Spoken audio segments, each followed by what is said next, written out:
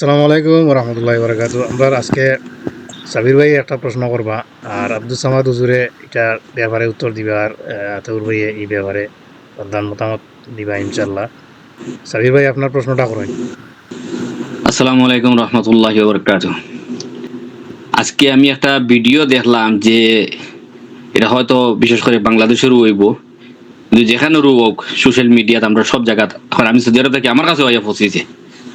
তে এটার মধ্যে তো দেখা যায় মানে তারা এমন ভাবে আর কি যে অলিউস ফির ফকির হলোর বা খাজা বাবার নাম লিয়া এমন এমন কথা কয় যাতে মানে আর কি আল্লাহর কোনো পাওয়ারও রাখেন না, আল্লাহর কোনো ক্ষমতাও নাই, মানে এখানে ওলা বোঝা যায় যেমন আল্লাহ তার কাছে একদম কমজোরি গেছেন গা। এই ওয়াজটা শুনি আমি এটাই ভাবছি, আমার দিমাগও এটাই চক্কর খারাপ যে আজকে যদি তারা যদি এরকম ওয়াজ করতে পারে, ভবিষ্যৎ প্রজন্মরে তারা আল্লাহ থেকে মানে এমন আড়ালে নিব যে আজকে কিছু ইউরোপ কান্ট্রি গেলে গড খেয়ে কইলে হইতে পারে না তারা ঈসা মসিরে গড মানে, মানে তারা কোনোদিন ভবিষ্যৎ এটা কোনোদিন শুনছেও না।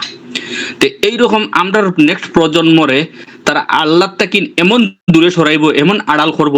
তো ইটা শুনিয়া তো মানে আর কি দিমাগে চক্কর খাই কইলাম আমরা সমাজে হয়তো বড় বড় আলিম উলামা হল আছেন, কিন্তু এই বাবদে কেউ মুখ খুলেন না। শুধু আমরা যদি কোনো একটা নতুন সুন্নতের উপরে আমল করিলাই, যেমন রফুলিয়াদাই নুক্কা আর আমি নুক্কা আর অন্যান্য, তখন কিন্তু মেসা বকল আমরা উপরে কিন্তু আমরা এই কথাগুলা লইয়া কিন্তু মেসা বকল পরেশান হয়ে যান। কিন্তু এই যে আল্লাহ তাকিন যে দূর করা ওর উম্মতরে ইতালিয়া মেসা বকল পরেশান হইন না। আচ্ছা, খুব সুন্দর প্রশ্ন করছেন যে সাবির ভাইয়া যে প্রশ্নটা করছেন যে আমরা সমাজও বিভিন্ন আলিমুলামা তাকিয়া দাঁড়িয়েলা তকিয়ালা মেসাবকল থাকি যে শিরিকর দাওয়াত প্রকাশ্যে দেওয়া ওর, এবং এই ব্যাপারে কেউ বেশি মাতেন না আর কেউ এই ব্যাপারে প্রতিবাদ করেন না, কারণ ডাইরেক্ট আল্লাহর লগে শরিক করার ব্যাপারে দাওয়াত দেয় তারা। আর দেখা যায় সাবির ভাইয়া যে কথাটা আনছেন খুব গুরুত্বপূর্ণ, যে কেউ যদি ছোট ছোট সুন্নত আমল করে, যেমন রফুলিয়া দাইন হোক আর জুরিয়া আমিন হোক, এগুলো আমল করার কারণে দেখা যায় আমরা অনেক আলিমুলামা আছেন যারা এগুলা লইয়া অনলাইনে প্রকাশ্যে সমালোচনা করে এবং এই ব্যাপারে বেশি মানে দেখা যায় কথাবার্তা চলে। কিন্তু প্রকাশ্যে একজনের শিরিকর দাওয়াতদের এই ব্যাপারে মানুষের সতর্ক করা হন না, এই ব্যাপারে মানুষের ইয়ে করা হন না, আল্লাহ থাকি দূরে সরানি ওর, আল্লাহ সম্পর্কে ভুল ধারণা সমাজক প্রচার করা ওর। এই ব্যাপারে আব্দুল সামাদ হুজুরে কিতা কইবা আপনি সাবির ভাইয়ের প্রশ্নের ব্যাপারে? জি, আসসালামু আলাইকুম রহমতুল্লাহ বারকাত। মাশাআল্লাহ সাবির, যে আমরা প্রত্যেক সর্বপ্রথম জিম্মাদারি হইল মানুষের শিরিক থেকে বাঁচানি, কারণ শিরিক হইল আল্লাহর নজিক সবচেয়ে বড় গুনাহ। আর শিরকুর ব্যাপারে কোরআনের মধ্যে সব বেশিরভাগ আল্লাহ তাবারক তাআলা কোরআনের মধ্যে শিরকুর ব্যাপারে হয়েছে যে সবচেয়ে খারাপ আর সবচেয়ে বড় যেটা গুনাহ, যেটা কবিরা, সমস্ত গুনাহে আল্লাহ তাবারক তাআলা মাফ করে দিলেইবা, কিন্তু শিরক এক জিনিস আল্লাহ পছন্দ করছেন আর এটারে মাফ দিতা। একটা মানুষের যদি একটা ছেলে থাকে, ও ছেলেটাই যদি ও তার নিজের বাপরে বাপ না ডাকিয়া আর যদি আরেক গাঁর আরেক মানুষে গিয়া যদি বাপ ডাকে, নিজের ও বাপেও পছন্দ করতো না, কারণ আমার ভুয়া আরেকটারে ডাকে। এইরকম একটা উদাহরণ আল্লাহ তাবারক ওয়া তাআলা, আমরা সব আল্লাহর বান্দা আর আল্লাহ তাবারক ওয়া তাআলার ইবাদত আমরা করতাম। এখন আমরা যদি আল্লাহর ইবাদত না করিয়া আমরা যদি গায়রুল্লাহর ইবাদত করি, এটা আল্লাহ তাবারক ওয়া তাআলা কোনো সময় পছন্দ করেন না। এর লাগি সূরা নিসার মধ্যে আল্লাহ ইয়াগফিরু আইয়ুশরাক বিহি ওয়া ইয়াগফিরু মা দুনা যালিকা লিমান ইয়াশা। আর ইন্না শিরক, কোরআন কারীমের মধ্যে আল্লাহ তাবারক ওয়া তাআলা প্রত্যেক আম্বিয়া গুলোর বলেন ওয়ালাউ আশরাকু লাহাবিতা আনহুম।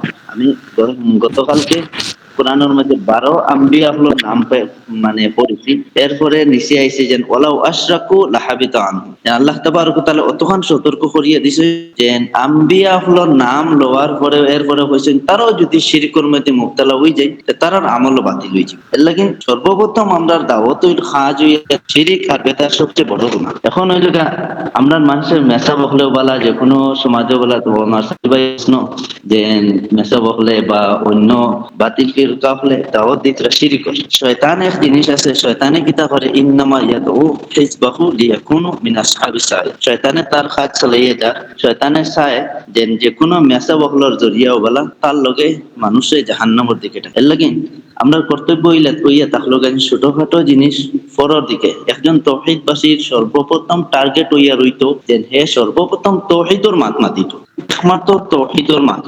এরপরে 2 নম্বর হইতো বেদাত। আর ছোটখাটো যেটা যে আপনি মনে করেন দফাইদান করছেন, আপনি সিনার মধ্যে হাত বান্ধিছেন, আপনি নাভির উপরে হাত বান্ধিছেন, এটা বেশ বড় ম্যাটার নাই, এটা বেশ বড় ম্যাটার নাই। মানুষের সর্বপ্রথম এখনকার জমানার মধ্যে শিরিক থেকে বাঁচানি আমরা লাগিন ফরজে আইন হইছে। এখন আমরা প্রত্যেক মানুষ হইলাম গা দায়ী, আর প্রত্যেক মানুষ দায়ী হিসাবে আল্লাহ তাবারক ওয়া তাআলা আমরা প্রশ্ন করবা, কুল্লুহুম দায়ী ও কুল্লুহুম মাসউল।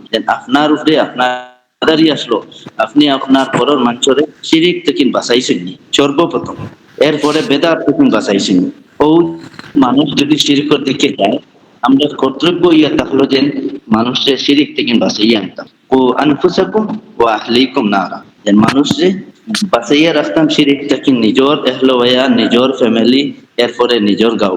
তখন এই তো প্রত্যেক মানুষের লাগি একটা কর্তব্য জরুরি পর্যায়ে। আচ্ছা, খুব সুন্দর আপনি এই বিষয়ে ব্যাখ্যা দিচ্ছেন।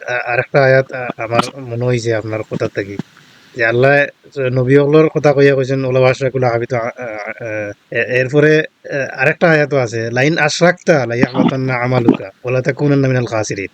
আমরা নবীরে পর্যন্ত আল্লাহ হুমকি দিয়েছেন যে আপনিও যদি শিরিক করেন তে আপনারও সব আমল বাতিল হয়ে যাব, আপনিও ক্ষতিগ্রস্ত অন্তর্ভুক্ত হয়ে যাবা।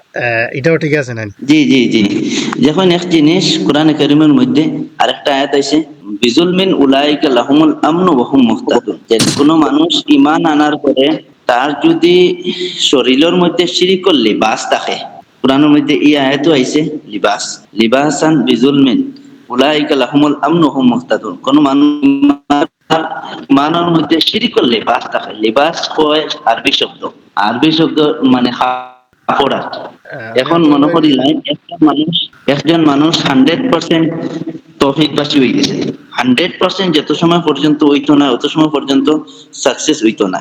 আর যদি 100 এর মাঝে যদি একজন মানুষের 95% ঠিক আছে কিন্তু 5% মাঝে শিরিক আছে, তো এই মানুষ কোন সময় সাকসেস হইতো না, আনসাকসেস আল্লাহ তাবারক ওয়া তাআলার কাছে। আমি আতাউর ভাইয়ের কাছে যাইব। আতাউর ভাই, আপনি একটু এই বিষয়ে কইবানি যে মানুষে শিরিক কি কি কারণে করে, আর শিরিকর মানে রাস্তাগুলা কোন কোন কারণে ইয়ে হয়, ওপেন হয়, আর শিরিকর আসলে পরিণতি কিটা আপনার এই ব্যাপারে যতমান জানা আছে বলুন। জি, আসসালামু আলাইকুম রহমতুল্লাহ। সবে মিট রাখবা একটু, ওয়ালাইকুম আর না আসসালাম। আওয়াজও গন্ডগোল হয়ে যায়। জি জি। তো আজকে যে টপিক আপনারা টকশত রাখছেন, এটা খুব গুরুত্বপূর্ণ একটা টপিক। যে টপিকটা আল্লাহ পাক রব্বুল আলামিনের সমস্ত নবী রাসূল পাঠাইছেন ও টপিকের উপরে বিশেষ করে, ওয়ালাকাদ বাআসনা ফি কুল্লি উম্মাতির রাসূলা আনি ইবুদুল্লাহ ওয়া তানিবুত তাগুত। আনি ইবুদুল্লাহ, এক আল্লাহর ইবাদত করো আর তাগুতের বর্জন করো। এই যে এক আল্লাহর ইবাদত, এটা বুঝতে হইলে দুইটা জিনিসের উপরে আমরা জ্ঞান অর্জন ফরজ হয়ে যায়, চাই আলিম হোকা চাই আওয়াম হোকা, সমস্তর উপরে ফরজ হয়ে যায়। যে দুইটা টার্ম লগে আমরা আমরা মুখস্থ আছে সবরও দুইটা টার্ম, কিন্তু এই দুইটা টার্মে আমরা খেয়াল করি না। আমরা সূরা ফাতিহা প্রত্যেক সালাতের মধ্যে পড়ি, পড়তে সময় একটা বাক্য আমরা আয়াত পড়ি, আলহামদুলিল্লাহি রাব্বিল আলামিন। এখানের মধ্যে খেয়াল করবা একটা শব্দ আছে রব, যে সমস্ত জগতের রব হইলা আল্লাহ। আমরা প্রত্যেক নমাজও প্রত্যেক রাকাতও হইয়ার এখানে। আর আমরা যখন শাহাদাত দিছি, কলিমা পড়েছি, কলিমা তৈয়ব লা ইলাহা ইল্লাল্লাহ মুহাম্মাদুর রাসূলুল্লাহ, লা ইলাহা ইল্লাল্লাহ, ইলা একটা শব্দ আছে। ও দুইটা শব্দের লগে যতক্ষণ পর্যন্ত মানুষ পরিচিত হইব না রব আর ইলার লগে, তার লগে আপনি শিরকর গফরে কোনো লাভ হইতো না। জেলা এক মানুষের যদি মৌ খায় না, তে মোর মিটার বর্ণনা যত দেই না আপনি খাম হইতো না। ওরকম হ্যাঁ খাইলে মোর লগে পরিচিত হয়ে যাব, তখন আপনি কইলে বুঝাইব। তো ঠিক তদ্রুপ যতক্ষণ পর্যন্ত রব আর ইলার লগে পরিচিতি লাভ করব না মানুষে, ততক্ষণ পর্যন্ত হ্যাঁ শিরক বুঝতো না। আর এই শিরকটা হইল কি মহামারী রোগ, আপনারা আগে আলোচনা করে লইছেন আলহামদুলিল্লাহ, খুব সুন্দর। যে এই মহামারী রোগটা কি বাঁচতে হইলে, না বাঁচিলে সমস্ত আমল বরবাদ হয়ে যায়। রাসূল সাল্লাল্লাহু আলাইহি সাল্লাম যখন আইলা, আওয়ার পরে দেখা গেল লম্বা বিষয় শিরক সম্পর্কে বুঝতে হইলে এই আঁকাটা আমরা সবে জানতে লাগে। সংক্ষেপে আমি কোয়ার চেষ্টা করবো, কারণ এটা একটা মাত আছে। এখন কোনো মানুষে শুনিয়া কইব যে এখন তো তা মাদ্রাসা পড়া আলিমুল আমার দরকার। জি না, শিরক সম্পর্কে জানতে হইলে জানা হইল কি প্রত্যেকের উপরে ফরজ। আর মাস্টারি করা শিরকের উপরে, আর ওজনটা শিক্ষা দেওয়া, এটা হইলো ডিপার্টমেন্টাল মানুষের কাম।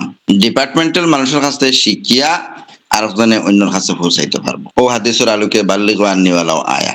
মুহাম্মদ সাল্লাল্লাহু আলাইহি সাল্লাম যখন মক্কা তাইলা, আওয়ার পরে আমরা সবর হইয়া আঁকা জানা আছে 360টা হামাইল আসলো কাবার করো। তাই যখন তারা প্রশ্ন করলা যে ইগুন কিতা, তখন তারা উত্তর দিল যে ইগুন লাগিয়া সূরা জুমারের 3 নম্বর আয়াত, আলা লিল্লাহিদ দীনুল খালিস ওয়াল্লাযিনা ইত্তাখাযু মিন দুনিহি আউলিয়া মা না'বুদুহুম ইল্লা লিয়ুকাররিবুনা ইলাল্লাহি যুলফা। তারা কইলা না, এগুন তো আমরা রাসি এমনে, এগুন তো ইবাদত আমরা করি না, আমরা এরা রাখছি আল্লাহর দ্বারা আমরা ফুসাই দিত লিউকাররিবুনা ইলাল্লাহি যুলফা, করিব করে দিত আল্লাহর।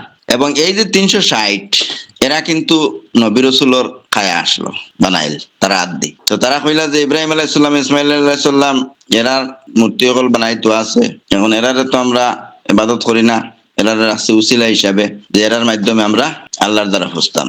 তখন আল্লাহ রাসূল যখন কইলা যে আরেকটা আয়াত লা ইলাহা জি জি জি, তো এখন আল্লাহ রাসূল যখন, তারা তো আরবি জানতা মানুষ, আবু লাহাব আবু জেহেলেরা, আমরা লাহানার বাংলাভাষী আলিম নিয়াল বাংলা হুজুর হল। তো যখন আল্লাহ রাসূল সাল্লাল্লাহু আলাইহি সাল্লামে কইলা যে লা ইলাহা ইল্লাল্লাহ, তখন তার কাছে এটা আজব লাগলো। ও তখন তারা কইছিল সূরা সাদর 5 নম্বর আয়াত আপনারা দেখবা, আল্লাহ কোরআনে কোট করে রাখি দিয়েছে নিয়ে আয়াতটারে। যখন তারা এই ইলাহলরে বাতিল করার কথা কইছিল রাসূল সাল্লাল্লাহু আলাইহি সাল্লামে, যে লা ইলাহা ইল্লাল্লাহ, কোন ইলাহ নাই একমাত্র আল্লাহ ছাড়া, তখন তার কাছে এটা খুব কঠিন লাগছে।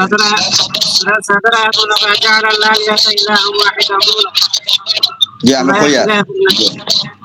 আমি কইয়া তো তারা কাছে খুব কঠিন লাগছে কিতা লাগিয়া, যে তারা ইলাটা বুঝিছিল যে ইলাটা কি জিনিস। আমরা মনে করি নেই ইলা একজন, কিন্তু কোরআনের মধ্যে অনেক জায়গাত আছে যে বাতিল ইলা অনেকজন আছেন পৃথিবীর মধ্যে। ও বাতিল ইলা গুলা তারা দরিয়া আসলা, এর লাগি তার কাছে আচমকা লাগছে।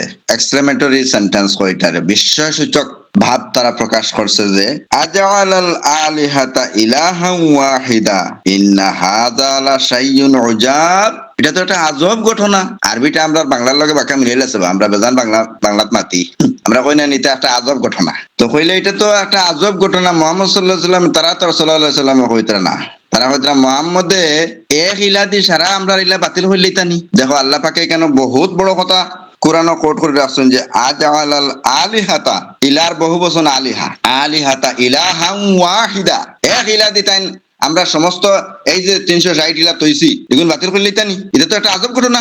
এখন আপনারা বুঝুক যদি রব আর ইলার পার্থক্য আমরা বুঝি না, আর ইলা সত্য ইলা আর বাতিল ইলা, আল্লাহ হইতরা বাতিল ইলা ভর্তি আস্তা দুনিয়া, আর আমরা ইলার খবরও রাখছি না। অথচ আমরা কলিমা পড়েছি লা ইলাহা ইল্লাল্লাহ মুহাম্মাদুর রাসূলুল্লাহ। মৃত্যুর সময় ওগো আমরা হুনানি হয়, আর যারা মুমূর্ষু রোগী হয়তো তারা পড়ই না, কিন্তু আমরা দুনিয়া থাকতে সময় একদিনও খেয়াল করলাম না যে লা ইলাহা ইল্লাল্লাহ এর মানে কিতা। কোরআনে যত আয়াত হইলো যে বাতিল ইলাহ হল আছে, এই বাতিল ইল্লাহটা কি আমি কতটুকু পরহেজ করতে পারছি? না চিনলে এক মানুষের যদি কারেন্টে ধরলে মানুষ মরেই কেন জানে না, হে কারেন্টের দ্বারটাই করবুন।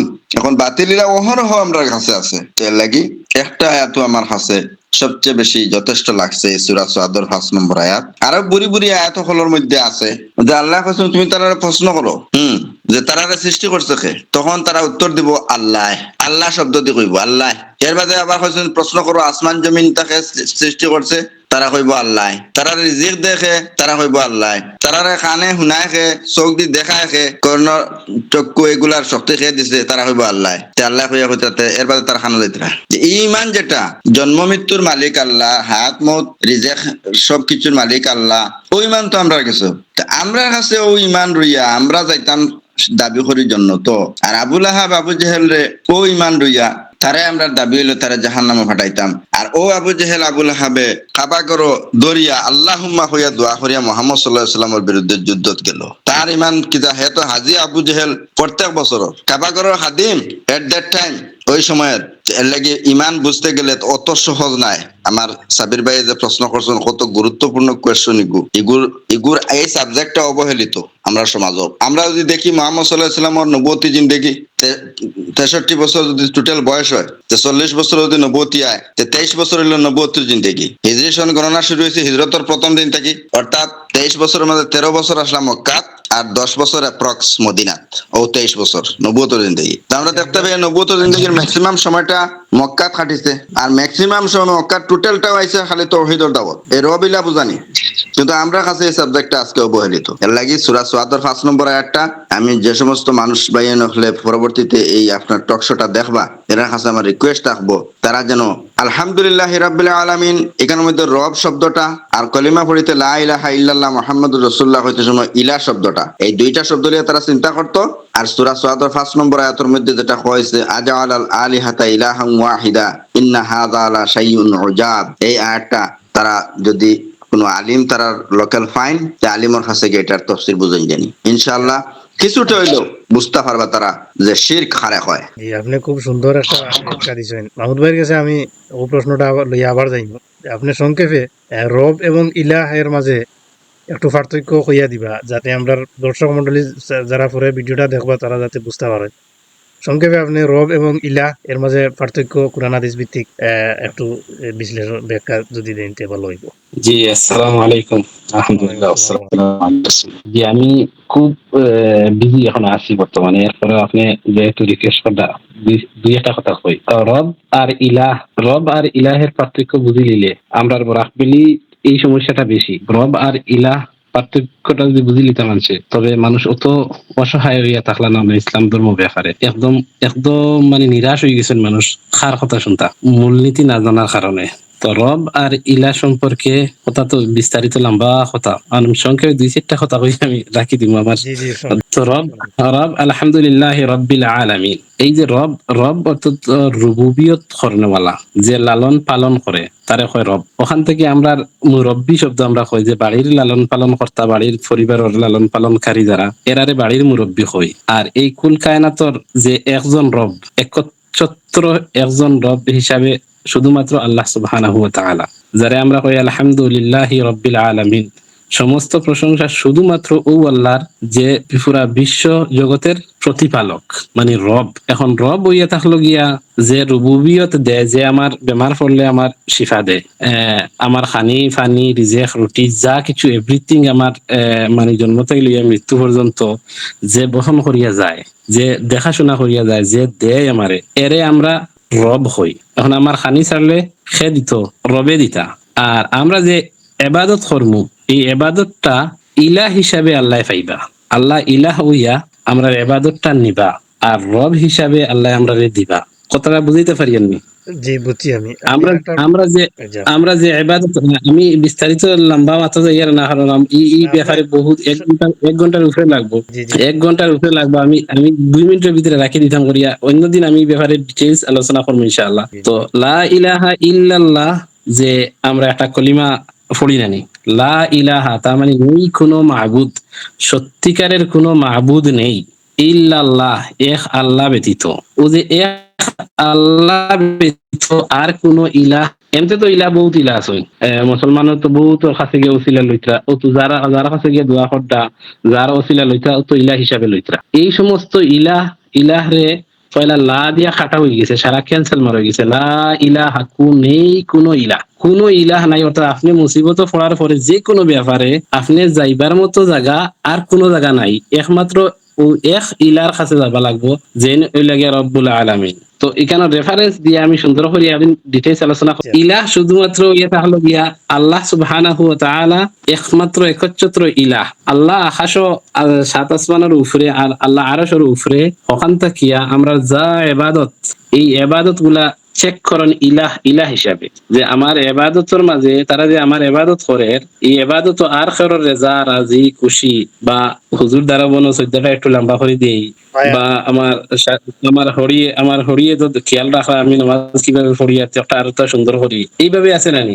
অন্যর মন রে মঞ্জুরি করবার লাগি, রাজি খুশি করবার লাগি, অন্যরে খুশি করবার লাগি, সামান্যতম যদি সরিষার দানা পর্যন্ত যদি অন্যর খুশি এই আপনার এবাদত ঢুকি যায়, তে ইলাহ হিসাবে আল্লাহ আপনার এবাদত নিন না, ক্যান্সেল মারি দিই। কারণ ইলাহ এমন এক, ইলার ব্যাপারে আমি দীর্ঘ আলোচনা করা লাগবো আপনার রেফারেন্স দিয়ে ইনশাআল্লাহ।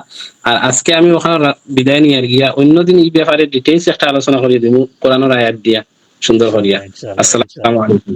ওয়ালাইকুম আসসালাম ওয়া রাহমাতুল্লাহ। নাজিম হুজুর, আপনি রব আর ইলাহ সম্পর্কে একটু, আপনার সাবির ভাইয়া যে প্রশ্ন করছেন, যে প্রশ্নটা কি আমরা বুঝতে পারলাম যে আরো কয়েকজনের আব্দুল সামাদ হুজুর, আতাউর ভাইয়ের মাত থাকি এবং মাহমুদ ভাইয়ের মাত থাকি, যে রব আর ইলাহ সম্পর্কে পার্থক্য না জানার কারণে, রব আর ইলাহ সম্পর্কে না জানার কারণে মানুষে এরকম শিরিকের ব্যাপারে অবগত নাই, যে কারণে আমরা দেশের মানুষে শিরিক চিনে না গিতা।